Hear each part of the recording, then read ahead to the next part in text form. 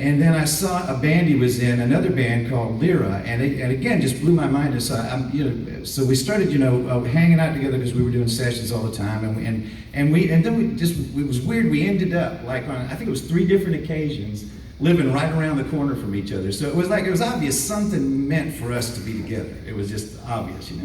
So we started hanging out and collaborating, and we were listening to each other's songs. And when I would do recordings, we would trade out hours in the studio so we could record our music. And Warren would play on my songs, and I'd play on his songs, and so it was like this big, love fest of musicians, And I just always just thought the world of him. And then, somewhere along the way, my friend Rob Crosby, who's another musician in Columbia, we're talking one day, and I hadn't heard from Warren for a while. And he goes, hey, did you hear about Warren? I said, what? He goes, he's playing with Billy Joe Royal. I went, no kidding, because I was the biggest Billy Joe Royal fan in the world. I knew all of his B-sides to all of his 45s. I was a major geek. And so then, in the interest of brevity, I'll move it along. Warren called me one day, and he had this recording session he was doing, and he told me that Billy Joe Royal was gonna be there. And I was like, he says, you're gonna come play bass? I'm like, yeah, I will definitely come play bass. So I showed up in the studio, and there's Billy Joe, and I'm just fan geeking all over this guy. I'm singing his B-sides to him, and he's like, how do you know those songs? And so, and I'm making a point with this. We got through the session, and Billy Joe kept telling me, good job, man, you sound great, and I'm just tingling all over. I can't believe this is a guy that I idolize is telling me I'm doing good work. And so at the end of the day, and some of you who know some of my history will know that I had a long, long association with Billy Joe Royal. And he was a dear, dear friend of mine, and my boss on more than one occasion. And at the end of that session, I was walking out in my car, and Billy Joe came over and grabbed me and said, hey, look, what'd you think about going out on the road with me?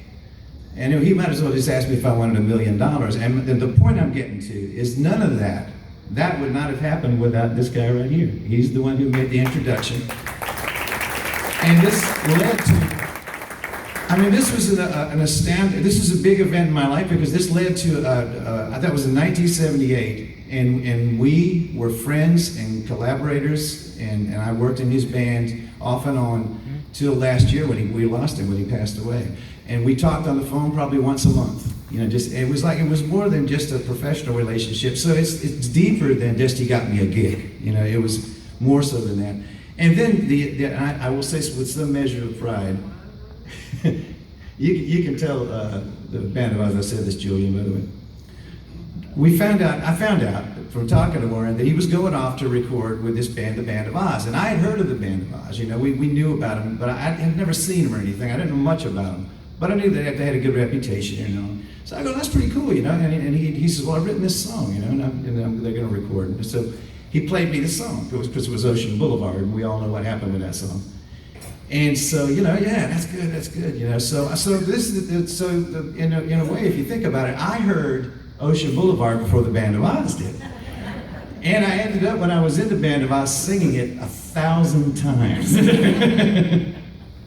And I also worked with a band called Shagtime out of Orangeburg, and we did Warren's song, Mr. Beach. So I'm trying to emphasize that this guy, if anybody deserves to be in this Hall of Fame, it's this gentleman right here. He has contributed so much to this genre of music, and songs that you all know all the words to.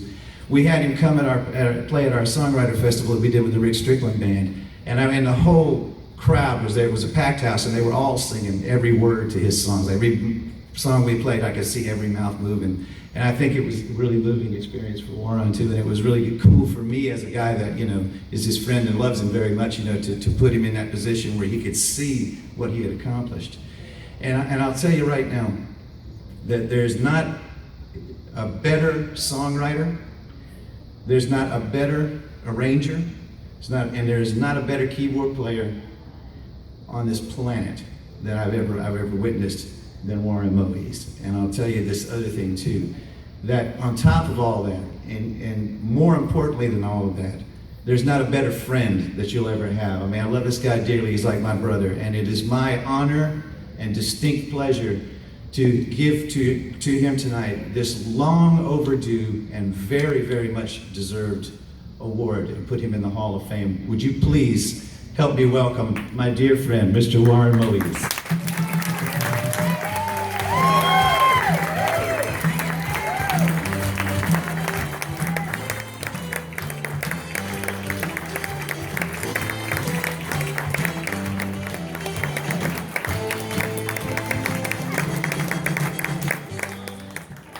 Well, there's no way I can follow all of that. Thank you, Ricky. Ricky calls me Juan, and I call him Stick Man. And it's true. All of the things that he said are true. Even he left out the part about when I bailed him out of jail and all those times. But that's okay. Anyway, I think brevity is the soul of wit. I want to thank y'all for this honor. It's a big honor for me. It's something I'll never forget. I want to thank my family for showing up at this table over here. All my friends from Sumter over here.